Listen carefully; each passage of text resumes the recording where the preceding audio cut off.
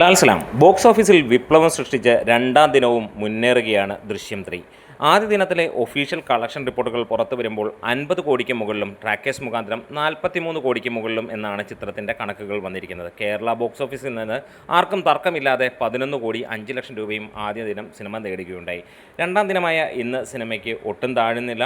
അതിനോടൊപ്പം തന്നെയുള്ള കളക്ഷൻ പോവുകയാണ്. 8 കോടി ഇതുവരെ ട്രാക്കിങ്ങിലൂടെ തന്നെ നേടിയിരിക്കുകയാണ്. സിനിമ 10 കോടിയിലേക്ക് ഇന്നും എത്തുമെന്നുള്ള പ്രതീക്ഷ തന്നെയാണ്. അതായത് ഇന്നലെ 9 കോടി 98 ലക്ഷം രൂപയാണ് സിനിമയ്ക്ക് ട്രാക്കിങ്ങിലൂടെ വന്നതെങ്കിൽ ഇന്നും സമാനമായ രീതിയിൽ 9 കോടിയിലേക്ക് സിനിമ ടച്ച് ചെയ്യും ട്രാക്കിങ്ങിലൂടെ എന്നുള്ളത് ഉറപ്പിക്കപ്പെടുകയാണ്.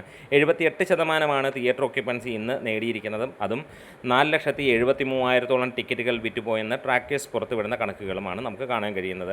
എന്തായാലും വിദേശ രാജ്യങ്ങളും കേരളവും എന്ന് വേണ്ട സർവ്വസ്ഥലങ്ങളിലും സിനിമ റെക്കോർഡ് തൂക്കുമ്പോൾ ആദ്യ ദിനം 50 കോടി നേടിയ ചിത്രം രണ്ടാം ദിനം 30-35 കോടി നേടുമെന്നുള്ളത് ഏറെക്കുറെ ഉറപ്പാക്കപ്പെട്ടിരിക്കുകയാണ്. എല്ലാ സ്ഥലങ്ങളിലും അഡ്വാൻസ് പ്രീസെയിൽ ബുക്കിംഗ് അതിഗംഭീരമായിട്ട് തന്നെയാണ് മുന്നോട്ട് പോകുന്നത്. പല സ്ഥലങ്ങളിലും ഒരു മലയാള സിനിമയുടെ റെക്കോർഡ് കളക്ഷൻ്റെ മുകളിലേക്ക് ഈ സിനിമ എത്തിയിരിക്കുകയാണ്. തമിഴിലും തെലുങ്കിലും കന്നഡയിലുമെല്ലാം മലയാള സിനിമയുടെ ബിഗ്ഗസ്റ്റ് ഓപ്പണിംഗ് ആയി തന്നെ മാറിക്കൊണ്ടിരിക്കുന്നു ഈ ഒരു ചിത്രം എന്ന് തന്നെ പറയാം.